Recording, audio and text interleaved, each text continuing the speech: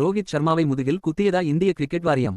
ஆனால் நான் எதிர்பார்த்த ஒன்றுதான். சீனியர் வீரர்கள் இருக்கும் பொழுதே அடுத்த கட்ட வீரர்களுக்கு கேப்டன் பதவி கொடுத்து அவர்களை பழக்குவது காலம் காலமாக நடக்கும் ஒரு விஷயம்தான்.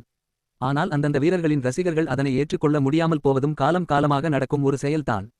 டெண்டுல்கர் இருக்கும் பொழுது கங்குலி அவர்களுக்கு தலைமை பதவி கொடுக்கப்பட்டது. கங்குலி இருக்கும் பொழுது டோனி அவர்களுக்கு தலைமை பதவி கொடுக்கப்பட்டது. டோனி இருக்கும் பொழுது விராட் கோலிக்கு கேப்டன் பதவி கொடுக்கப்பட்டது. விராட் கோலி இருக்கும் பொழுது ரோஹித் சர்மாவுக்கு கேப்டன் பதவி கொடுக்கப்பட்டது. தற்போது ரோஹித் சர்மா இருக்கும் பொழுது கில்லுக்கு கேப்டன் பதவி கொடுக்கப்படுகிறது, அவ்வளவுதான். தற்போது ஆஸ்திரேலியாவுக்கு எதிராக விளையாடும் போட்டியில் சுப்மன் கில் அவர்களுக்கு கேப்டன் பதவி வழங்கி இருக்கிறார்கள். என்ன ஒரு வருத்தத்துக்குரிய விஷயம் என்றால், சுப்மன் கில்லை விட திறமையான வீரர்கள் இருக்கும் பொழுது சுப்மன் கில் கொடுத்தது தான் மக்கள் பலருக்கு கோபமும் கிரிக்கெட் வாரியத்தின் மீது அதிருப்தியும் உருவாகிறது. ஆஸ்திரேலிய அணிக்கு எதிரான T20 ஓவர் போட்டிக்கான இந்திய அணி.